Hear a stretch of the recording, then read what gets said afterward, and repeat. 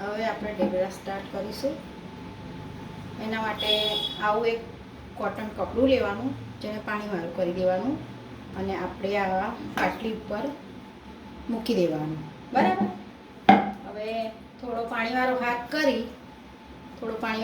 કરી આ ગુલ્લું આપણે આમ બનાવવાનું છે પાણીવાળા હાથથી. પછી પાટલી ઉપર આપણે એને આ પ્રમાણે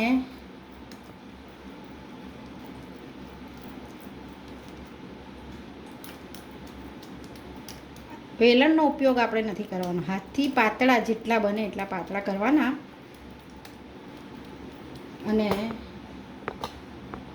પછી આપણે એને આ તવીમાં આમ કરી અને આ રીતે મૂકી દેવાના અને એકદમ ઓછા તેલમાં એને તળવાના છે.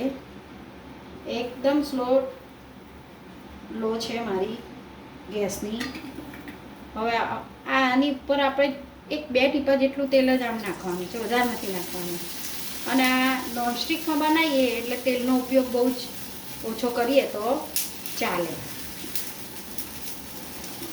આ પહેલું હશે એટલે થોડુંક તમને ઉખાડવામાં થોડોક પ્રોબ્લેમ થશે, પણ પછી બીજું ત્રીજું કરશો ને એટલે પછી ફટાફટ થશે.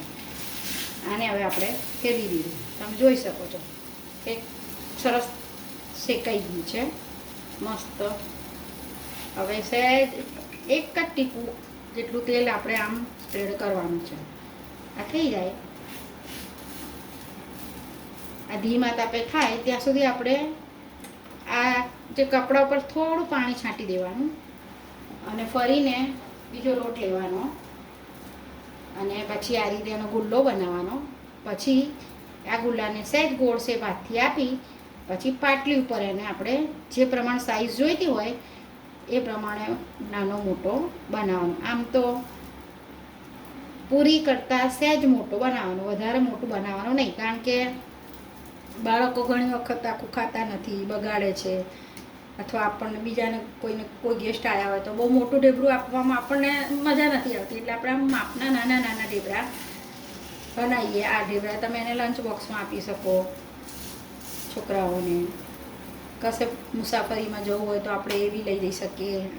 આ 2 દિવસ સુધી ઢેબરા સારા રહે છે, આમાં પાણીનો ઉપયોગ નથી કરતા, એટલે આપણે 2 દિવસ સુધી ક્યાંક ગયા હોય બહાર તો લઈ જઈ શકીએ છીએ. બહારનું કદાચ આપણને અનુકૂળ ના આવે જમવાનું તો આ ઢેબરા ખાવા માટે એકદમ સારા રહે છે. આની જોડે તમે અત્યારે અથાણાની સિઝન છે એટલે અથાણું છૂંદો ખાઈ શકો છો કોઈ પણ જાતનો.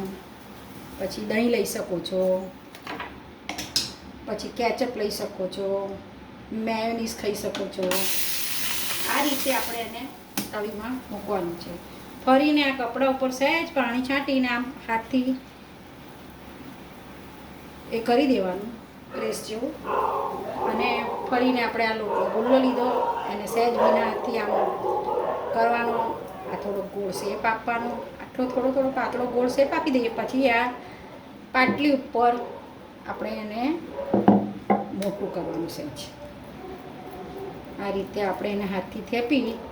એટલું ધ્યાન રાખવાનું કે હાથ એકદમ ચોખ્ખા હોવા જોઈએ, ગંદા હાથથી આ વસ્તુ બનાવી નહીં, નહીંતર આપણા બાળકોને ઇન્ફેક્શન લાગવાનો ડર રહે છે, મોટાને પણ ઇન્ફેક્શન ડર રહે છે અને આપણે પણ બીમાર થઈ શકીએ છીએ. એટલે ખાવા બનાવતી વખતે ચોખ્ખાઈ એ બહુ મોટી અગત્યની વસ્તુ છે. આપણું ઢેબરું એક સાઈડ ચડી જવા આવ્યું છે. હવે આપણે સહેજ તેલ નાખીશું એની ઉપર. આ તેલ મેં આની ઉપર લીધું છે સ્ટેપ્યુલા ઉપર. હવે સહેજ જ આમ નાખવાનું છે, સહેજ જ બસ. પછી એને આપણે ધીમે રહીને ફેરવવાનું. નોનસ્ટિક છે એટલે તમને ઉખાડવામાં બિલકુલ તકલીફ નહીં પડે. અને અત્યારની ના તો યંગ જનરેશન દીકરીઓને તો નોનસ્ટિકનો વધારે એ હોય છે. એટલે આમાં બનાવવામાં પણ સરળ, નવું કોક શીખતું હોય એને પણ એકદમ ઇઝી પડે છે. ફરી ઉથલાયું છે એટલે આપણે 1-2 ટીપા તેલ સહેજ નાખીશું અને આ રીતે ઢેબરું બનાવીશું. તો આપણા ઢેબરા રેડી થઈ ગયા છે. આ એક ઢેબરું છેલ્લું પતી જાય એટલે મારું કામ ફિનિશ થઈ ગયું છે. અને પછી આપણે એને સર્વિંગ ટ્રેમાં લઈશું ને આપણે ટ્રેમાં લઈશું આ ઢેબરા. ખાવામાં એકદમ સરસ પોચા અને સ્વાદિષ્ટ હોય છે. આની સાથે તમે કેચઅપ, દહીં, ગ્રીન ચટણી, કોઈ પણ વસ્તુ તમે નાખી શકો છો. મેયોનીઝ કંઈ પણ તમે એની જોડે સર્વ કરી શકો છો. મારે ઘરે જો કોઈ મહેમાન આવ્યો હશે તો એ પણ આ ખાઈ અને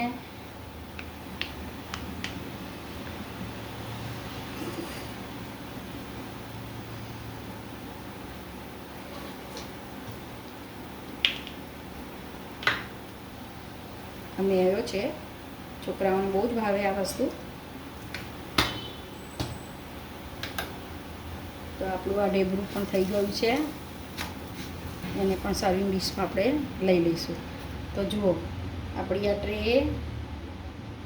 રેડી થઈ ગઈ છે. બરાબર.